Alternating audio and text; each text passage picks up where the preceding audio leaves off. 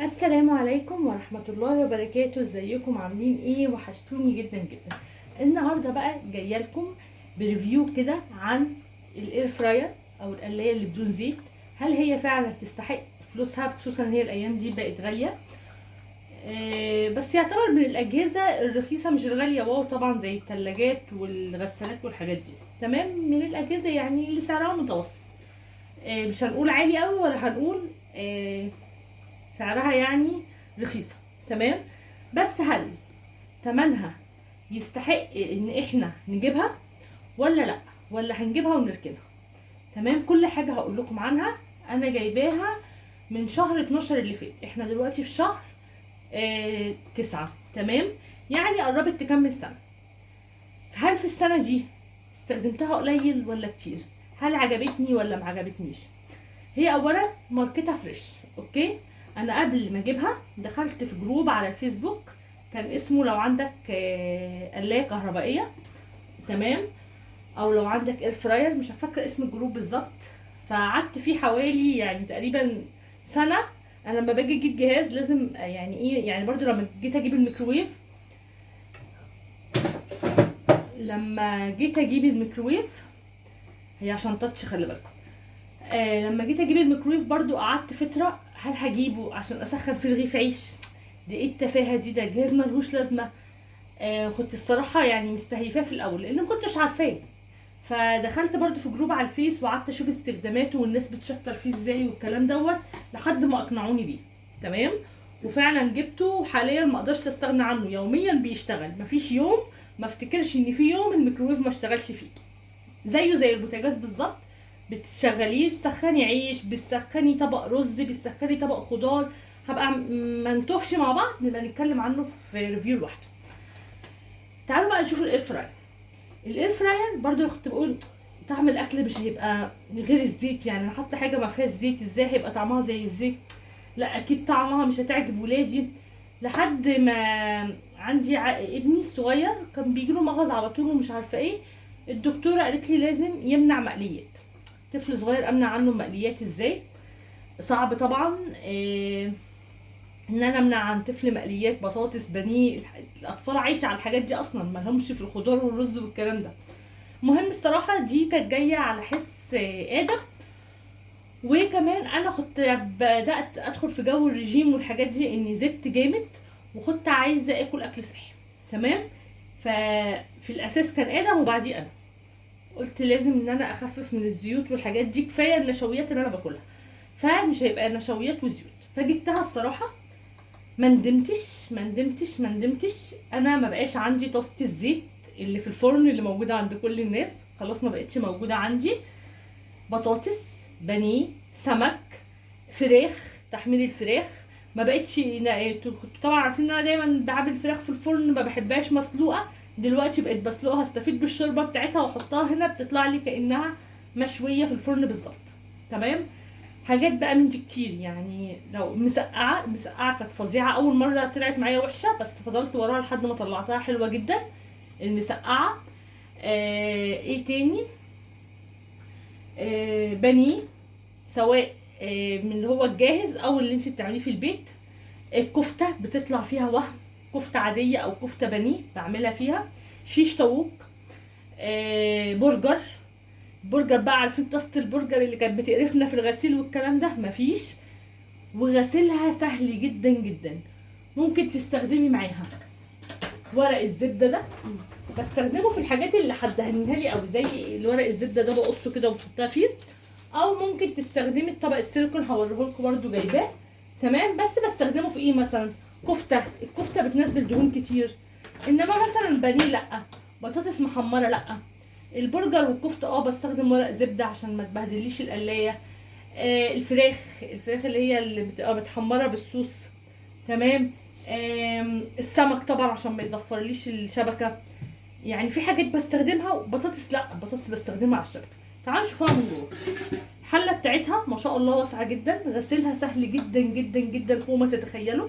يعني انا بخلص مش بغسلها كل مره، يعني بقلي فيها مثلا 5 مرات بطاطس مثلا، واروح منقعها في ميه دافيه. تمام، و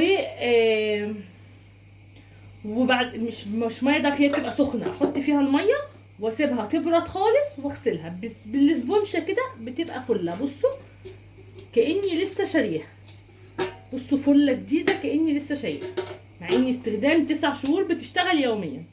والله بقت من الحاجات فعلا اللي بتشتغل يوميا، لازم بشغلها. خلاص ما بتسحبش كهرباء كتير. ما الكهرباء الايام دي غلت بس عشان الكهرباء غلت، انما قبل كده كان نفس استهلاك. انا عندي عداد الكارت، مفيش فرق لما استخدمتها، مفيش فرق خالص. ما حسيتش ان انا بدفع فاتوره زياده، غير طبعا الشهر ده والشهر اللي فات عشان الفاتوره هي اللي غلت، مش عشان خاطر القلايه. انا جايباها زي قلت لكم بقالها حوالي 9 شهور. اوكي، عمليه جدا جدا. انا لو بطاطس الفارم فريتس بحطها من غير اي زيت، لو ناجتس اللي هي الجاهزه بحطها من غير اي زيت، لو الستريبس الجاهز بحطه من غير اي زيت. انما بقى بانيه العادي برش عليه زيت بالبخاخه دي. هي باظت مني البخاخه دي، هبقى اشتري واحده يعني، كانت كده فيها ستانلس وكان شكلها جميل بس اتكسرت. تمام، برش كده على الحاجه زيت. بتنجان المسقعه لازم تغمريها في زيت كده وتطلعيها المسقعه بالزيت. تمام. السمك برضو بترشي عليه زيت. الكفته بترشي عليها زيت، لو اللي هي بانيه الكفته العاديه ما بتحطيش حاجه، البرجر ما بتحطيش عليه اي زيوت خالص. ايه تاني؟ في حاجات بتحب لازم ترشي عليها زيت. اما الحاجات الجاهزه زي البطاطس والستريبس والناجتس والفراخ اللي بتشتريها جاهزه معموله جاهزه من بره دي بتحطيها من غير اي زيوت، لان هي اساسا معموله مقليه نص مقليه اساسا في الزيت. تمام. دي كده ايه بالنسبه للافرع. بصوا هنشوف بقى استخدامها. اول ما يعني بصوا كده هي مطفيه اهي، اول ما بقفلها كده بتشتغل. تمام، مادام حاطه الفيشه بتاعتها. بصوا هنا لو هنيجي، انا مش عارفه هتبقى عندكم خلاف معلش بقى. دي كده 15 ودي على درجه حراره 180. هي السيستم بتاعها اول ما بتقفلي الدرج بيجي لك 15 180. 180 دي انا بشغلها لما بكون هعمل حاجه نيه محتاجه سوا كتير. تمام، يعني ايه حاجه نيه محتاجه سوا كتير؟ يعني السمك مثلا، السمك ده ني يعني وهيحتاج سوا كتير، فبروح عاملاه على 180 عشان ما يحمرش مني قوي. وممكن انزلها كمان ل 170 او ممكن كمان انزلها ل 160 حسب حجم السمكايه اللي هتعمليها فيها، اللي انت مش عايزاها تاخد وش بسرعه. انما البانيه مثلا بيبقى شرايح رفيعه، الستيك بعمله على 160 لان اللحمه بتاخد سوا شويه عن البانيه. الكفته لا بعملها على 200 عادي لان الكفته بتستوي بسرعه. انت بقى ايه بتعرفي كل حاجه بتاخد ايه معاكي، بس انا عموما معظم الحاجات على 200 عادي. بصوا 200 دي اللي هي بدوس هنا على ام.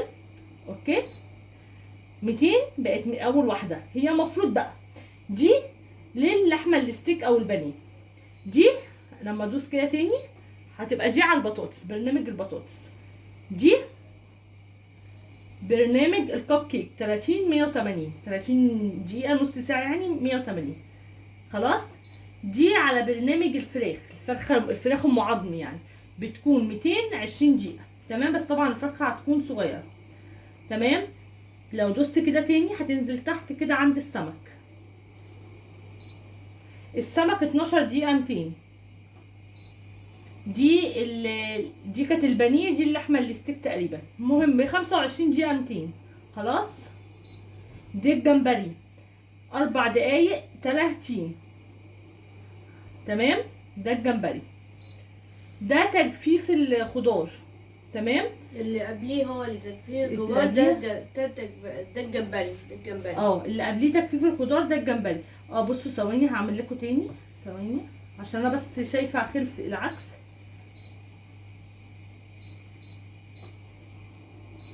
اللي فوق ده هو البانيه وده اللي هو الستيك. ده بقى تجفيف الخضار. طبعا ده عمرنا ما حد هيستخدمه لان ده 4 ساعات مش 4 دقايق.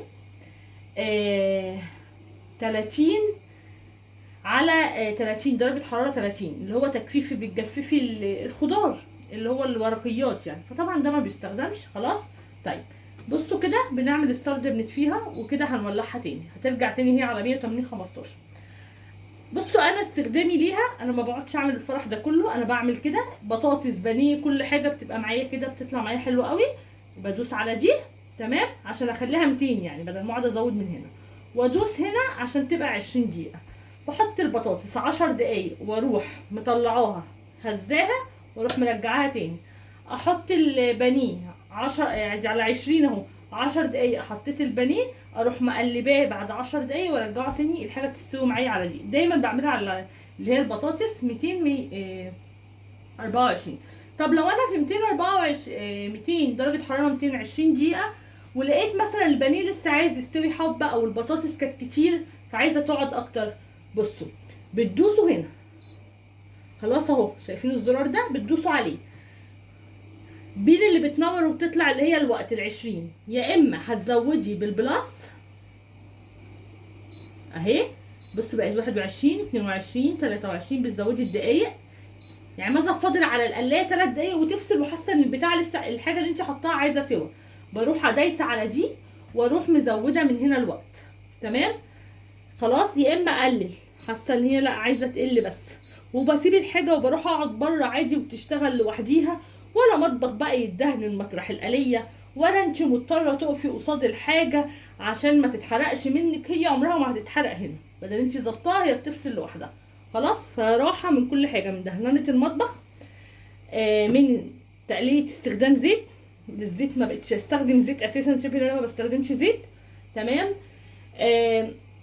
توفير حاجات كتير قوي الصراحه، زيت، توفير وقت، مجهود، انت بتحطي الحاجه وتخشي تذاكري مع الولاد، تروقي، تنشري، تغسلي، مالكيش علاقه بيها اساسا. تمام، غير في نص الوقت كده بتفتكري تيجي تقلبي الحاجه بس، ولو ما قلبتهاش بتستوي على فكره، لان الشبكه بتسوي تحت وفوق، لكن انا بحب زيت التاكيد ايه اقلبها.